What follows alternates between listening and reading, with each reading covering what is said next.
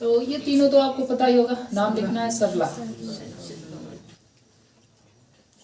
संसद भवन, राज्यसभा, लोकसभा। अगर किसी भी राज्य में किसी विदेशी संघ को लागू करना है तो क्या उस राज्य से अनुमति लेनी पड़ेगी? नहीं, क्योंकि संसद को प्रभुता प्राप्त है। संसद का काम क्या है बताइए? कानून बनाना। कहाँ कानून बनाना? किस? पूरे देश का, पूरे देश भर में कानून बनाना। और ये कैसे पता चलता है कि यहाँ पर देश लग रहा है, यहाँ पर ये राज्य लग रहा है? पूरे हैं, एक संघ है सब राज्य। नहीं मतलब कैसे कानून बनाते होंगे? कोई सिस्टम होता होगा ना? हाँ, उनका दायरा होता होगा। कौन सा दायरा होता है? अरे वही बॉर्डर जो होता है। बॉर्डर मतलब यहाँ तक भारत लगेगा, उसके बाद उत्तर प्रदेश लगेगा, फिर पंजाब लगेगा, यहाँ तक उत्तर प्रदेश लगेगा, फिर बिहार, झारखंड। देखो वैसे अगर देखा जाए तो भारत की कोई अपनी भूमि नहीं है, राज्यों से ही मिलकर बना है। तो कैसे पता चलेगा कि भाई भारत के लिए कानून कहाँ बनाए, राज्य के लिए कानून कहाँ बनाए? तो इसके लिए बनाया गया लिस्ट, सूची, संघ सूची, समवर्ती सूची, राज्य सूची ना। तो सूची के हिसाब से कानून बनाया जाता है, इस बात को याद रखना। 82 में क्या है बताइए? 82 में बोला गया है कि प्रत्येक जनगणना के बाद 10 लाख जनता पर एक नए सांसद की नियुक्ति होगी। ठीक, एक नया सांसद बनेगा। लेकिन अभी ऐसा हो नहीं रहा है। ये 1971 की जनगणना से ही हमारे यहाँ जो सांसद हैं 1971 की जनगणना के हिसाब से हैं, और ये चलता रहेगा 2026 तक। 2026 में जब परिसीमन होगा तब ये चेंज हो जाएगा, और चेंज होगा तो 2026 के हिसाब से नहीं चेंज होगा। किसके हिसाब से चेंज होगा? 2001 की जनगणना के हिसाब से। और इसके लिए संविधान संशोधन किया गया। कौन सा? 84वां संविधान संशोधन 2002। इसके बाद 83 में क्या है बताइए? सदनों की अवधि। 84 में योग्यता। लोकसभा में जाने के लिए 25 वर्ष, राज्यसभा में जाने के लिए 30 वर्ष। 85 में क्या है? 17 86 और 87 में क्या है? मैडम स्पीच, राष्ट्रपति का अभिभाषण। तो दोनों में मतलब डिफरेंट होगा ना कुछ। इसमें है राष्ट्रपति का अभिभाषण, इसमें है राष्ट्रपति का विशेष अभिभाषण। बताओ राष्ट्रपति का विशेष अभिभाषण कब होता है? अगर बजट सत्र में पहली बार भाषण दिया जाए तब, और जब नई लोकसभा चुन के आती है तब। इसके बाद 88 मंत्री और महान्यायवादी के अधिकार। इनके बारे में मैंने बता दिया कि कोई भी मंत्री चाहे लोकसभा से बन जाए चाहे राज्यसभा से बन जाए, बैठेगा वो लोकसभा में। भले ही एजी संसद का सदस्य नहीं होता है, लेकिन वो संसद की कार्यवाही में भाग ले सकता है, लेकिन वोटिंग नहीं करेगा। इसके बाद आपको 89, मैंने बताया था कि 89 और 93, ठीक है। 89 और 93 जरूर याद रखना, क्योंकि इसके बाद ट्विस्ट रहता है। 89 में क्या है?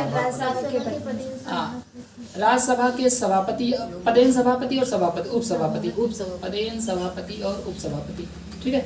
और इसमें क्या है? स्पीकर मतलब लोकसभा के अध्यक्ष, उपाध्यक्ष। यहाँ पर राज्यसभा के हैं और यहाँ पर लोकसभा के। बाकी तीनों तो वही सेम है। कर्तव्य, पदृक्ति और पीठासीन ना होना। और पीठासीन कब नहीं होगा? मतलब जब इनको हटाने का प्रस्ताव विचाराधीन होगा, तब ऐसी स्थिति में ये पीठासीन नहीं होंगे। पीठासीन ना होने का मतलब है इनके पास पावर नहीं रहेगी। बस यहाँ से तीनों वही सेम कर्तव्य, पदृक्ति और पीठासीन ना होना। इसके आगे पढ़ाना है। तो आगे का फिलहाल आर्टिकल बहुत महत्वपूर्ण नहीं, लेकिन बता दे रहे हैं। 97 में देख लो भाई। 97 में बोला है जो संसद के अधिकारी हैं उनका वेतन। वेतन किसका? मतलब लोकसभा के अध्यक्ष, लोकसभा के अध्यक्ष और उपाध्यक्ष, और राज्यसभा के सभापति और उपसभापति, मतलब जिसे हम पदेन सभापति कहते हैं, सभापति और उपसभापति, ठीक है। 97 में वेतन बोला गया है। 97 में वेतन। और 98 देखो, 98 में है संसद का सचिवालय, सेक्रेटरीट, सचिवालय। 98 में है सचिवालय।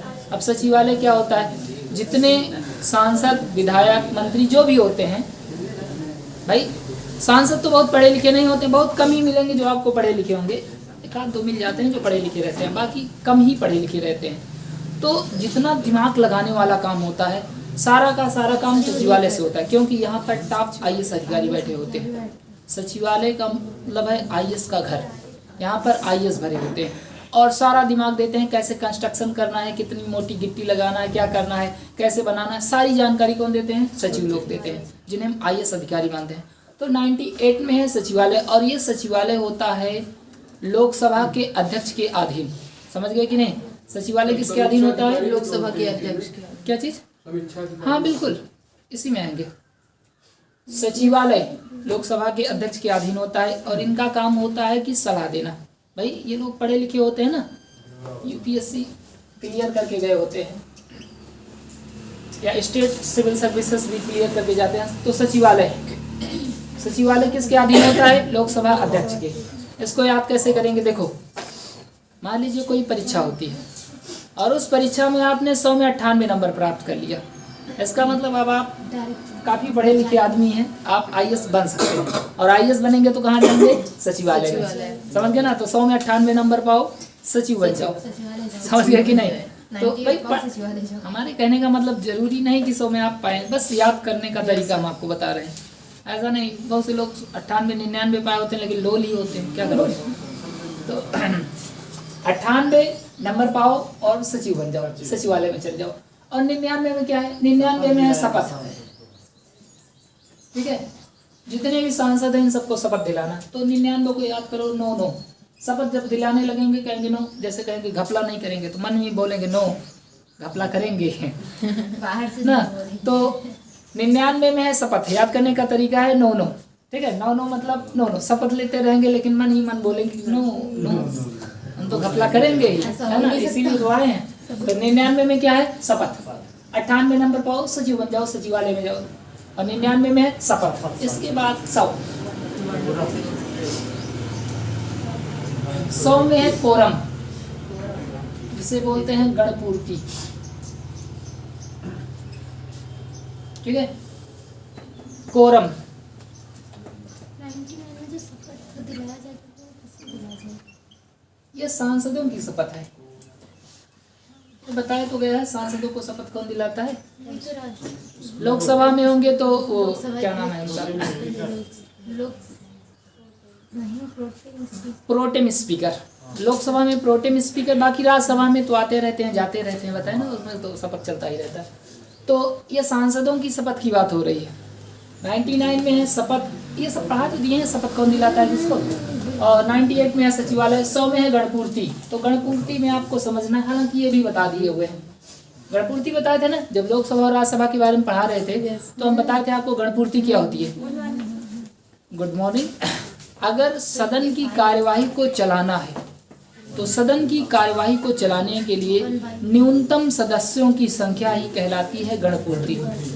एग्जाम्पल हम आपको एकदम सटीक वाला दिए थे कि मान लीजिए क्लास चल रही है, सब बच्चे हैं, लेकिन एक दिन ऐसा हो कि केवल 5 बच्चे आए, तो उस दिन कहेंगे जा नहीं, तो 5 लोग आए हैं, क्या पढ़ाएं ना। तो गणपूर्ति ने मतलब सभी मतलब चलाने के लिए अभी पूरा नहीं हुआ है कोटा, तो इसी को कहते हैं गणपूर्ति। 100 में कोरम। ठीक है, लोकसभा की गणपूर्ति देखते हैं और राज्यसभा की गणपूर्ति। देखो, लोकसभा की गणपूर्ति 1/10, राज्यसभा की 1/10। लोकसभा में क्योंकि 545 होते हैं, उसका 1/10 करेंगे तो 1 पॉइंट लगेगा, 55 मान लेंगे क्योंकि काट नहीं सकते हैं। और इधर 25। ठीक है, और इसी 100 में है लोकसभा का जो निर्णायक मत होता है वो। ठीक है, जो निर्णायक मत दिया जाता है, याद कैसे करेंगे कि 100 जब बराबर हो जाए तो उसको आधा आधा करो, बराबर हो गया। अब बराबर हो जाता है मामला तो फिर लोकसभा अध्यक्ष वोटिंग करते हैं कि नहीं। तो 100 में है कि जब वोट बराबर हो जाए तो उस समय अध्यक्ष भी वोटिंग करते हैं। ये दोनों बातें इसी में है। 100 में गणपूर्ति भी है और 100 में लोकसभा का जो कास्टिंग वोट कहते हैं, लोकसभा अध्यक्ष का कास्टिंग वोट, हाँ निर्णायक मत, लोकसभा अध्यक्ष का कास्टिंग वोट। क्योंकि ये अंग्रेजी में ही पूछा गया था, एक बार टेस्ट लिए थे ना, उसमें ही क्वेश्चन आया था कि लोकसभा का कास्टिंग वोट क्या है। कास्टिंग वोट मतलब समझ नहीं पाते, मतलब निर्णायक मत, कास्टिंग मतलब बढ़िया वाला, अध्यक्ष का, लोकसभा अध्यक्ष का निर्णायक मत। समझ गया ना? 100 में है गणपूर्ति और 100 में ही है लोकसभा अध्यक्ष का निर्णायक मत, कास्टिंग वोट। समझ गया ना? तो ये हो गया 100 खत्म आर्टिकल। हाँ, पूरा का पूरा पढ़ाया आपको, 1 से लेकर के 100 तक एक भी आर्टिकल नहीं छोड़ा गया है कि कोई छुटा है? नहीं छुटा है ना? तो ऐसा नहीं कि आपको पूरा 100 याद करना है, लेकिन काफ़ी कुछ याद कर लेना है। जितना छोड़ना रहता है हम बता देते हैं कौन कौन सा आपको नहीं पढ़ना है। ये वाला जरूर याद रखना भाई, 89 और 93। अगर ये दोनों याद कर लिए ना तो आपको यहाँ से लेकर यहाँ तक याद हो जाएगा, इसलिए बोल रहे हैं। और ये क्वेश्चन पूछा भी जाता है कि लोकसभा अध्यक्ष या राज्यसभा के सभापति का उल्लेख किस आर्टिकल में है? 89, 93 रट्टा मार लो, 89, 93। 89 में है राज्यसभा के सभापति, क्योंकि पहले राज्यसभा आती है, उल्टा भी मत करना नहीं तो कंफ्यूजन में आ जाते हैं। अच्छा, लोकसभा बढ़िया होती है, पहले लोकसभा रखेंगे। 89 में बोलेंगे लोकसभा के अध्यक्ष, 93 में राज्यसभा के सभापति। गड़बड़ हो जाएगा। पहले जब मैं आपको संसद भवन पढ़ाया तो पहले क्या आया? राज्यसभा, फिर आया लोकसभा। तो पहले राज्यसभा नहीं आएगा? राज्यसभा के पदेन सभापति और उपसभापति, और 93 में है लोकसभा के अध्यक्ष और उपाध्यक्ष। 100 आर्टिकल खत्म। नोट कर लिए इसको पूरा? चलो,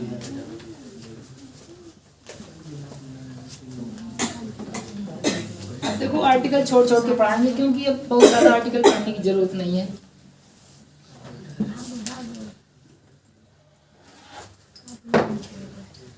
97 वेतन, 98 सचिवालय। सचिवालय किसके अधीन होता है? लोकसभा अध्यक्ष। सचिवालय में कौन होते हैं? IAS अधिकारी। 99 में सांसदों की शपथ। 100 में है गणपूर्ति और 100 में ये लोकसभा अध्यक्ष का कास्टिंग वोट, निर्णायक मत। ठीक, आगे चलते हैं। Article number 101। अब 101 से लेकर 104 तक, आर्टिकल नंबर 101 से लेकर के 104 तक बताया गया है कि किस तरीके से सांसदों की जो योग्यता है, मतलब सांसद बनने की जो योग्यता है वो समाप्त की जा सकती है। कुछ गड़बड़ करेंगे तो समाप्त होगी। तो 1 से लेकर, मतलब 101 से लेकर के 104 तक इनकी योग्यता को समाप्त करना, मतलब ये संसद भवन से कैसे निकाल के फेंके जाएंगे, ये बात बताई गई है। तो इसके कई तरीके हो सकते हैं, जैसे दल बदल के आधार पर भी इन्हें हटाया जा सकता है। कोई अनुपस्थित हो गया है, उस आधार पर सस्पेंड किया जा सकता है। कोई किसी जुर्म में संगीन पाया जाता है, लिप्त पाया जाता है, उसे भी हटाया जा सकता है कि नहीं? तो जैसे कोई बिना बताए ही गायब हो जाए, हाँ, मानहानि वाला, किसी को कुछ अपशब्द बोल दो, ऐसी स्थिति में भी हटाया जा सकता है। तो ये सारी की सारी चर्चा आर्टिकल नंबर 101 से लेकर के 104 के बीच में। ठीक है। सांसदों की निहरताएं, अर्हता का मतलब होता है एबिलिटी, योग्यता, और निहरताएं मतलब अयोग्यता, कि सांसद किस तरीके से अयोग्य घोषित हो सकते हैं। तो 101 से लेकर के 104 तक है सांसदों की निहरताएं। समझ गया ना? अभी लिखे नहीं है, बता रहे हैं। इसके बाद 105 हम आपको इसलिए बता दे रहे हैं क्योंकि 105 वाला क्वेश्चन PCS में पूछा गया था कि आर्टिकल नंबर 105 में क्या है। इसमें है सांसदों की योग्यताएं। क्या है? नहीं, योग्यताएं नहीं, सांसदों का विशेषाधिकार। अब विशेषाधिकार इनका बहुत होता है। अगर एक बार सांसद बन गए तो लाइफ टाइम आपको मिलता रहेगा पेंशन, और आपके साथ गार्ड आ जाएंगे। तो ये सांसदों, अगर कोई सांसद कोई जुर्म करता है तो पुलिस वाला डायरेक्ट उसे गिरफ्तार नहीं कर सकता है, पहले अध्यक्ष महोदय से परमिशन लेनी पड़ेगी कि ऐसा करके आए हैं, बताओ क्या करें। तो परमिशन देंगे अगर तो गिरफ्तार कर सकते हैं, अदरवाइज गिरफ्तार नहीं किया जा सकता है।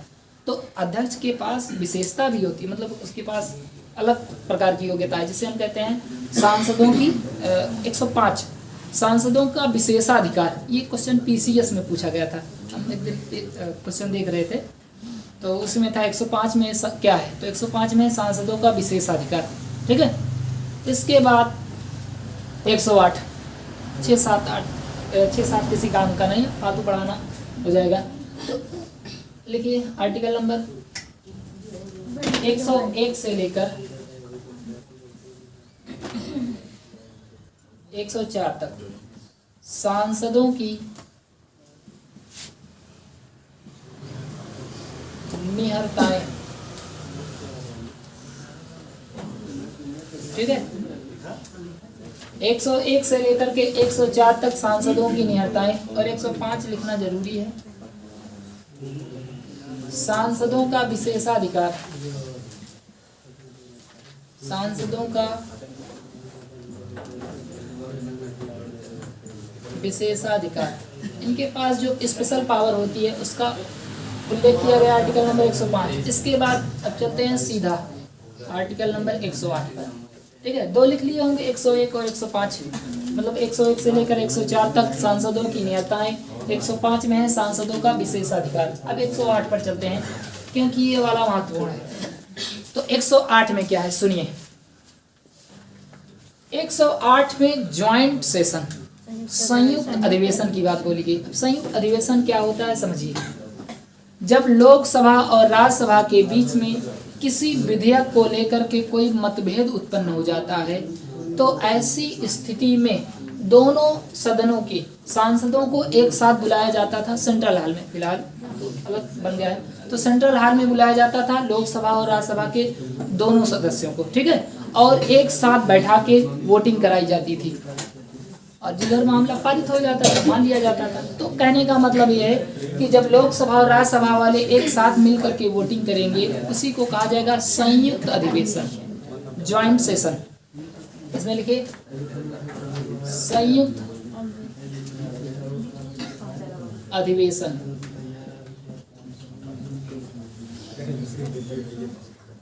तो इसके बुलाए जाने की कुछ कंडीशन होती है। कंडीशन क्यों बुलाया जाएगा, तो सामान्यतः हम आपको बता दिए कंडीशन क्या है।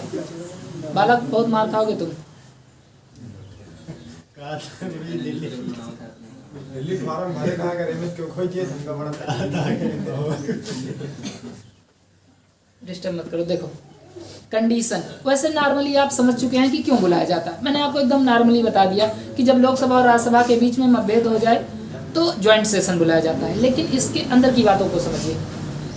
कब बुलाया जाएगा, जब राज्यसभा वाले किसी विधेयक को पारित ना करें, किसी विधेयक को पारित ना करें, ठीक है, और या राज्यसभा वाले किसी विधेयक को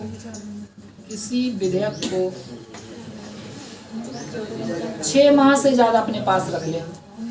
जैसे नारी शक्ति वंदन अधिनियम बना, अगर ये राज्यसभा में जाता और राज्यसभा वाले इसको अपने पास रख लेते 6 माह से ज्यादा तक, कहते हैं अभी हम चेक कर रहे हैं सही है कि गलत है, तो 6 माह से ज्यादा रखने पर भी संयुक्त अधिवेशन बुलाया जा सकता है।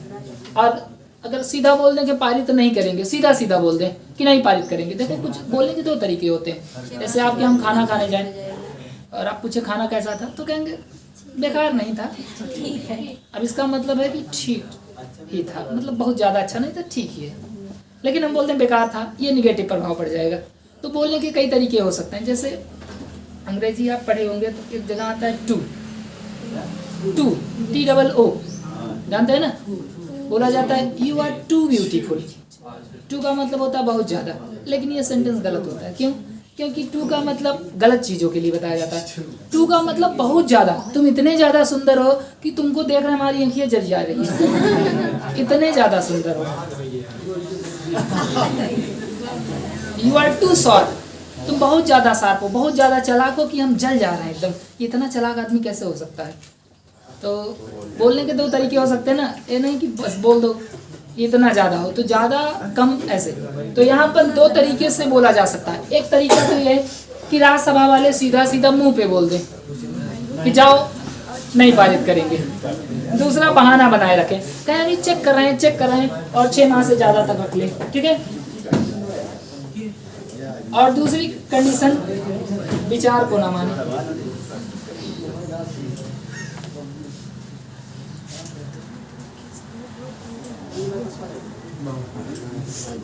ठीक है, विचार को ना माने मतलब लोकसभा वाले कोई विचार प्रस्तुत करें और राज्यसभा वाले उस पर संतुष्ट ना हो, कहें नहीं हम इस विचार को मानते ही नहीं, किसी विचार को भी मना कर दिया जाए, तो इन 3 स्थितियों में बुलाया जा सकता है संयुक्त अधिवेशन। तो कंडीशन मैंने आपको तीनों लिखा दी ना, कि राज्यसभा वाले सीधा सीधा मना कर दें भैया हम इस बिल को पारित नहीं कर सकते। दूसरा कंडीशन कि 6 माह से ज़्यादा रखें, इसे कहते हैं अटाए बटाए पढ़ाना। सुने होंगे ना, अटाए बटाए पढ़ा रहा है कुछ नहीं, हाँ, कल पारित कर देंगे, परसों पारित कर देंगे, है ना।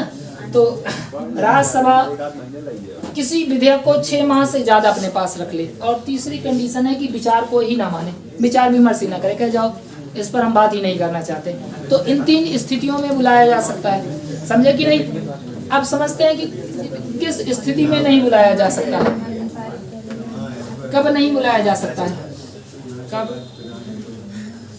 नहीं बुलाया जा सकता।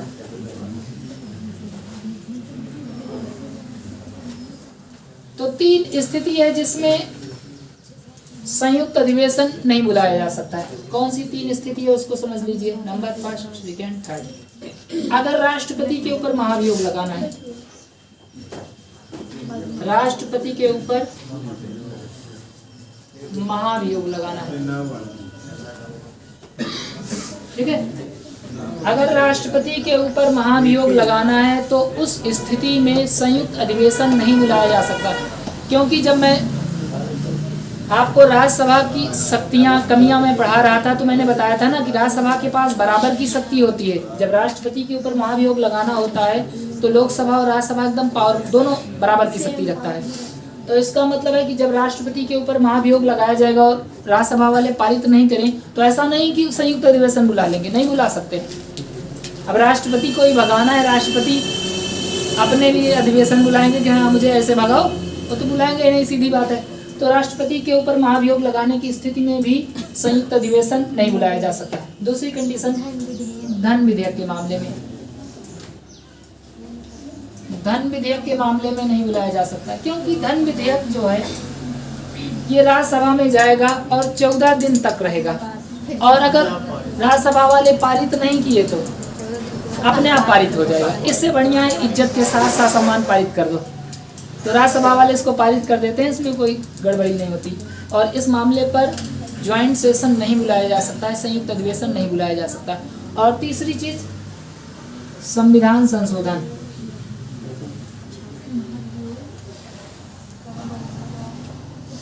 ठीक है, अगर संविधान में ही कोई संशोधन करना हो तो ऐसी स्थिति में भी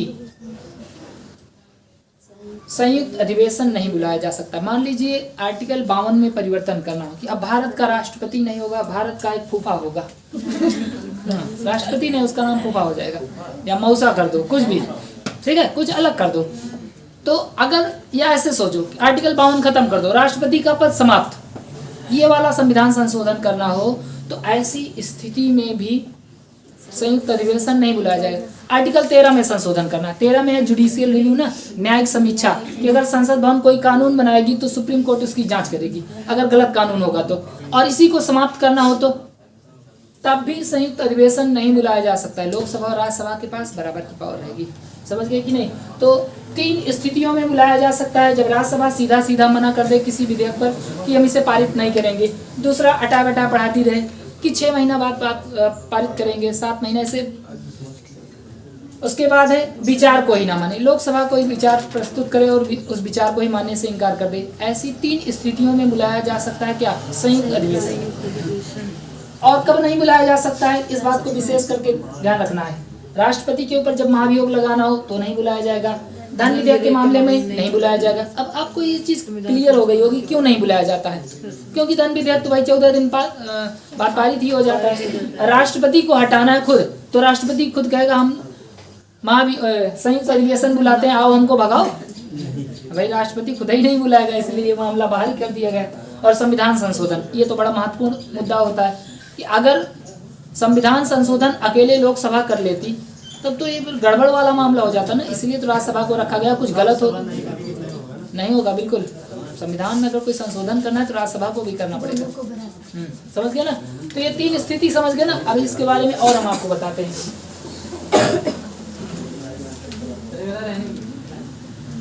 अरे इसको नहीं मिटा रहे, चिंता मत करो। देखो इसको याद कैसे करेंगे। संयुक्त अधिवेशन, संयुक्त अधिवेशन में आप जान रहे हैं कि लोकसभा और राज्यसभा वाले दोनों आते हैं। तो इसको याद करने का तरीका ये होगा कि जैसे आपने सुना होगा कोई पंडित महाराज जो होते हैं नाम अपने लगाते हैं ना, पंडित श्री श्री महाराज 1008 लगाते हैं। तो 1008 नहीं, आप 108 पढ़िए कि पंडित जी आएंगे और आ करके सबको एक साथ बुलाएंगे और सबको एक साथ बुला के अपना जो भी प्रवचन देना है देंगे। तो 108 के तहत सबको बुलाया जाता है। जो पंडित या पांडा होते हैं उनके नाम में लगा रहता है ना, श्री श्री महाराज 108 बाबा डोंगी महाराज, ऐसे दुनिया भर का लिखा रहता है। तो 1008 नहीं, आप उसको 108 पढ़िएगा। और जब पंडित जी आते हैं तो सबको एक साथ बुला के बैठा के बताते हैं कि नहीं, तो सबको एक साथ बुलाया जाता है। संयुक्त अधिवेशन में भी तो लोकसभा और राज्यसभा वाले सब मिल करके वोटिंग करते हैं। इसको बुलाता कौन है? जजमान। संयुक्त अधिवेशन को कौन बुलाता है? राष्ट्रपति बुलाते हैं, राष्ट्रपति। और इसकी अध्यक्षता लोकसभा अध्यक्ष। देखो यहाँ पर थोड़ा गड़बड़ किया गया। गड़बड़ क्यों किया गया है? लोकसभा अध्यक्ष को ये क्यों अध्यक्षता दी गई है? राज्यसभा वालों को भी देना चाहिए ना बराबर, दोनों को बैठा के, लेकिन केवल लोकसभा को ही अध्यक्ष बना दिया जाता है इसमें। तो इसकी अध्यक्षता करना लोकसभा का काम होता है, लोकसभा अध्यक्ष का काम होता है, और बुलाने का काम राष्ट्रपति करते हैं। ऐसी स्थिति में क्या होता है, लोकसभा प्लस राज्यसभा मिलकर वोटिंग करती है। ठीक है, लोकसभा और राज्यसभा मिलकर वोटिंग करती है। तो ऐसी स्थिति में क्या होगा, जैसे लोकसभा में 545 मेंबर और राज्यसभा में 245, दोनों जोड़ लिए तो हो गया आपका 790, टोटल हो गया 790। और हमें पता है कि अगर किसी विधेयक को पारित करना होता है सामान्य बहुमत से, तो उसका आधा प्लस एक ज्यादा, यही तो होता है ना। जैसे सरकार बनानी है तो जितने सांसद हैं उससे ज्यादा, और मतलब उसका आधा और एक ज्यादा। तो इसका आधा करो, इसका आधा करेंगे तो कितना हो जाएगा, 395 और प्लस 1 कर लो 396। अगर 396 लोग, देखो 790 में से अगर 396 लोग विधेयक के पक्ष में हो गए तो विधेयक पारित हो जाएगा। अब ऐसी स्थिति में कौन पारित कराएगा बताओ, लोकसभा वाले कि राज्यसभा वाले? लोकसभा वाले, क्योंकि लोकसभा वालों की संख्या ज्यादा है। तब आप पूछोगे सर जब लोकसभा वाले पारित ही करा लेंगे तो दुनिया भर का खड़मंडल करने की क्या जरूरत थी? भाई पारित करा लिए होते। जब पता ही है कि लोकसभा वाले पारित कराएंगे तो क्यों संयुक्त अधिवेशन बुलाया गया? ये ढकोसला क्यों पूछता है मीडिया। हाँ, लोकसभा अध्यक्ष मतलब राज्यसभा की वोटिंग नहीं कर सकता? क्या चीज? लोकसभा अध्यक्ष है, हाँ, मतलब राज्यसभा मतलब पक्ष में वोटिंग नहीं करता है? बिल्कुल नहीं करता, कदा भी नहीं कर सकता, पार्टी वाले भी नहीं कर सकते। हमारे यहाँ करता नहीं कर सकता है, पहले कर सकता था, अब नहीं कर सकता, क्योंकि हमारे यहाँ की जो सरकार मतलब पार्टी होती है उसको बांध के रखा गया होता है। अगर आप विपक्ष में वोटिंग किए तो आपके ऊपर दल बदल लग जाएगा। इतना खतरनाक बनाया गया, मतलब अगर गलत भी करें ना तब भी साथ दो, सही करें। पार्टी का अध्यक्ष की लोकसभा अध्यक्ष उदय है अध्यक्ष तो हाँ? नहीं वो जेपी नड्डा है पार्टी के अध्यक्ष। देखो भाई, मैं ये आपको बता रहा था कि जब लोकसभा वाले पारित ही कर लेंगे तो क्यों ये संयुक्त अधिवेशन बुलाया गया? इसके पीछे बस दिखाने के लिए कि हाँ संयुक्त अधिवेशन सर्वसम्मत से पारित हो रहा है, तो इसके पीछे भी रीजन है। अब आप लोग ये बताइए कि क्या जो लोकसभा में 545 मेंबर होते हैं सब के सब पक्ष में ही होते हैं? कुछ विपक्ष में भी होंगे। जैसे इसका अगर हम आधा करें भाई, सरकार बनाने के लिए 273 ना, इतने ही तो चाहिए। अब इतने भी तो नहीं हो रहे हैं। अगर पार्टी वाले केवल पार्टी वाले सोच लें कि हम पारित करा लें तो नहीं पारित करा सकते हैं, संयुक्त अधिवेशन में भी नहीं पारित करा पाएंगे। अगर सब विपक्ष वाले एक तरफ हो गए सब के सब, तब नहीं करा पाएंगे, क्योंकि पारित कराने के लिए 396 की जरूरत होती है और सरकार बनाने के लिए 273 की जरूरत होती है। तो सरकार अगर चाह के भी सोचे कि पारित करा लें अकेले तो नहीं करा सकती है, जब तक कि और लोग भी इनका साथ नहीं देते हैं। तो केवल लोकसभा की संख्या पर मत जाइए, पार्टी की संख्या पर जाएगी कि इस पार्टी में, जैसे अभी बीजेपी के पास देखें तो उनके खुद के जो हैं अपने 303 सांसद हैं, और बाकी और जो इन्होंने एनडीए बनाया हुआ है नेशनल डेमोक्रेटिक अलायंस, इससे काफ़ी हो गया है, 350 के लगभग पहुंच जाते हैं, मतलब और लोग इसमें शामिल हैं ना, तो खुद इनके 303 हैं, बाकी और भी हैं। तो अगर पार्टी वाले चाहते 303 ही मिलकर क्या इसे पारित करा पाते? नहीं करा पाते। इसका मतलब है कि विपक्ष वाले थोड़े जो छोटे मोटे हैं वो भी इनके साथ रहेंगे।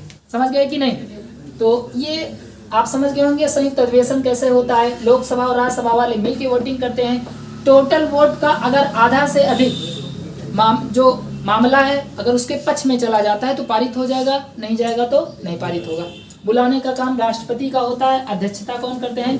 लोकसभा अध्यक्ष करते हैं। 3 स्थितियों में इसे बुलाया जा सकता है।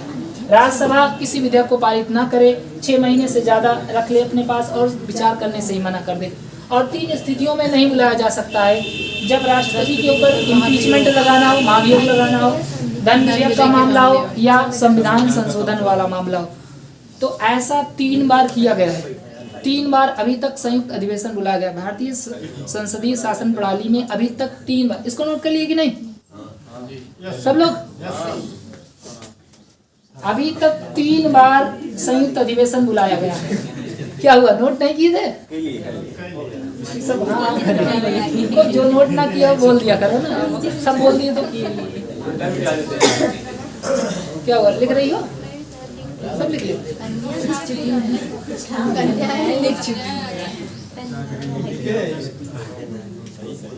देखो जी, अभी तक भारतीय संसदीय प्रणाली में 3 बार बुलाया गया, 1961 में, 1978 में और 2001 में। ज्वाइंट सेशन अभी तक 3 बार बुलाया गया है। जरूरत पड़ने पर फिर से बुलाया जा सकता है, समझे कि नहीं? अभी तक कितनी बार? 3 बार। अब ये 3 बार कौन कौन सा मामला था? इधर था ये जो शादी में दिया जाए दहेज उन्मूलन, दहेज उन्मूलन, ठीक है। दहेज उन्मूलन के लिए कानून बनाया जा रहा था, तो राज्यसभा वाले इसे पारित नहीं कर रहे थे, तो बुलाया गया ज्वाइंट सेशन। इसके बाद 1978 ये डाक विभाग वाला मामला था, बैंकिंग था, डाक विभाग था, डाक विभाग वाले में तो बुलाया गया था। और तीसरा पोटा कानून, प्रिवेंशन ऑफ टेररिज्म एक्ट, 2001 में इसे पारित कराया गया संयुक्त अधिवेशन के द्वारा और 2002 में लागू किया गया पोटा कानून, ठीक है। तो अभी तक 3 बार संयुक्त अधिवेशन बुलाया गया है, 1961 में, 1978 में, 2001 में। 1961 में दहेज उन्मूलन के लिए कानून बनाया जब जा रहा था और 1978 में बैंकिंग सुधार किया जा रहा था और 2001 में पोटा कानून बनाने के लिए 2002 में ये पोटा कानून लागू हुआ था, बना था। क्या ये आतंकवाद पर रोकथाम लगाने के लिए, prevention of terrorism act, prevention का मतलब होता है रोकथाम, तो आतंकवाद पर रोकथाम लगाने के लिए कानून बनाया गया था पोटा। ऐसा बहुत सा कानून बना है, मीसा, टाडा, पोटा, कोफे पोसा, बहुत सारा कानून बना है। तो ये पोटा एक आतंकवाद गतिविधियों को रोकने के लिए कानून बनाया गया है, समझ गए ना? तो इसको लिख लीजिए भाई, अभी तक 3 बार बुलाया गया है, छाप लो।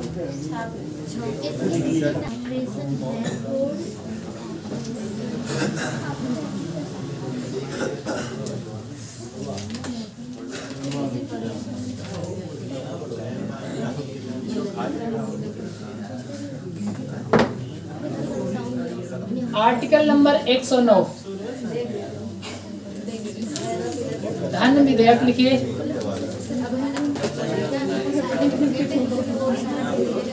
धन विधेयक का विशेष प्रावधान,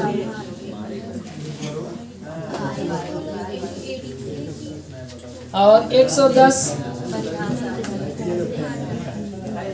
धन विधेयक की परिभाषा।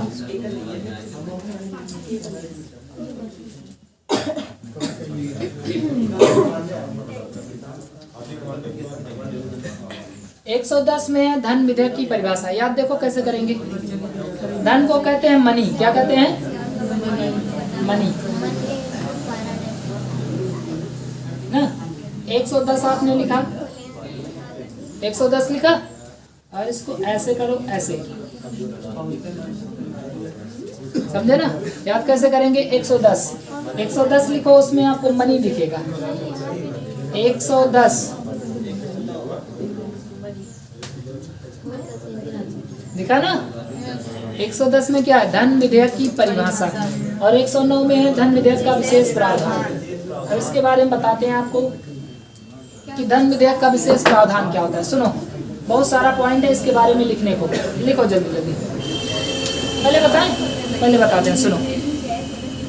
अगर कभी भी धन विधेयक पेश किया जाता है तो धन विधेयक को पेश करने से पहले राष्ट्रपति से पूछ लिया जाता है कि धन विधेयक पेश करने जा रहे हैं, आप सिग्नेचर तो करोगे ना? कहेंगे हाँ करेंगे।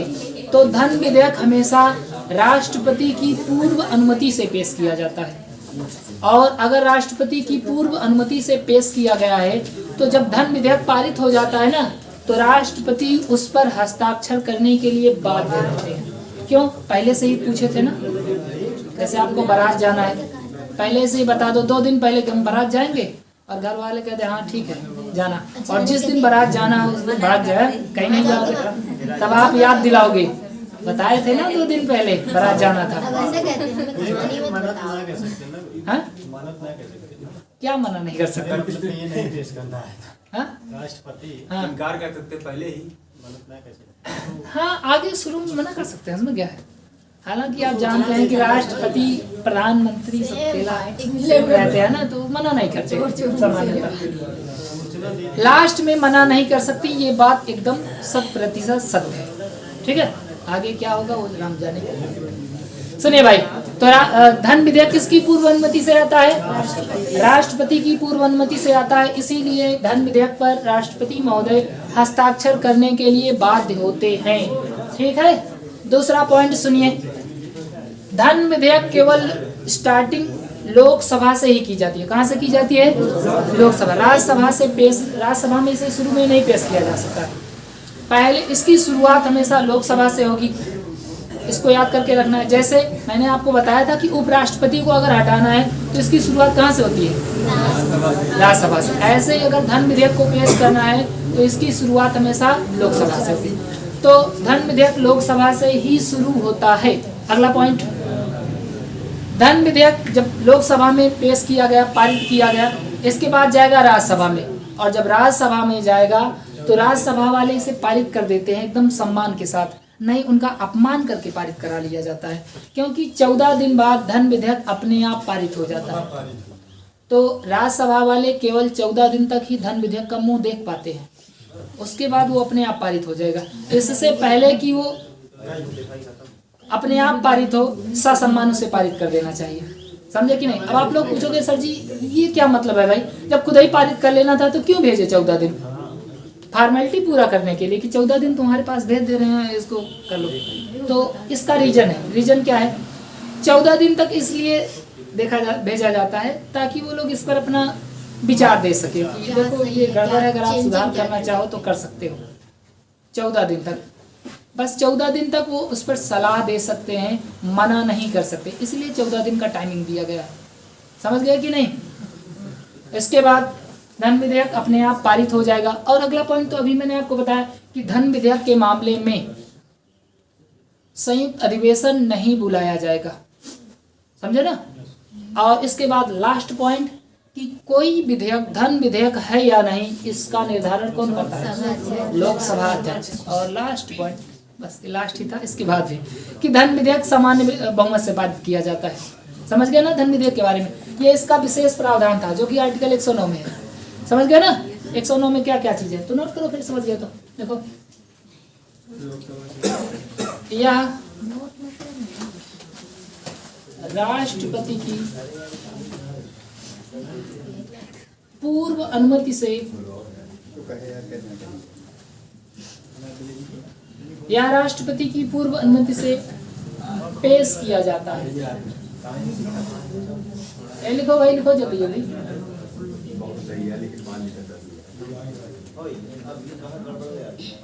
अगला पॉइंट लिखो, इस पर राष्ट्रपति हस्ताक्षर करने के लिए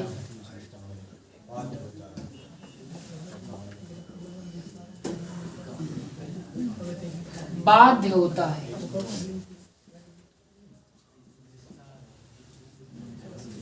अगला पॉइंट, इसकी शुरुआत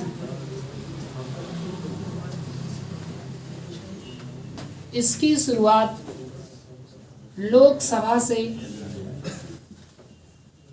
ही की जाती है।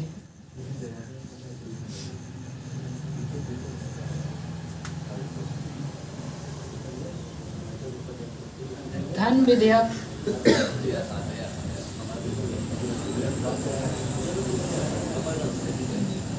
राज्यसभा में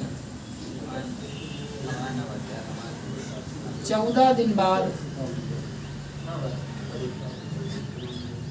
स्वतः पारित हो जाएगा। स्वतः पारित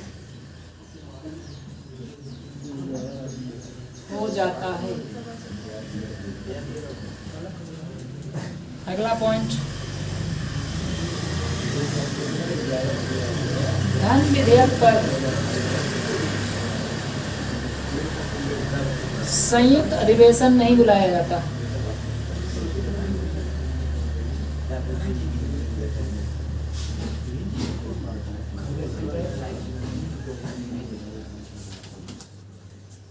अगला पॉइंट,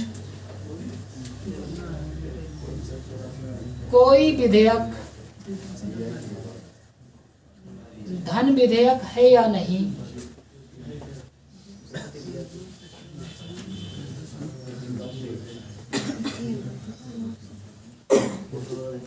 इसका निर्धारण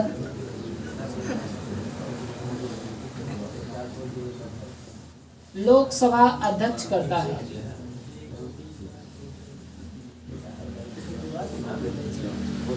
और लास्ट में पॉइंट लिख लीजिएगा, इसे सामान्य बहुमत से पारित किया जाता है। इसे सामान्य बहुमत, सामान्य बहुमत का मतलब 1/2, आधा। सामान्य बहुमत 1/2 से पारित किया जाता है।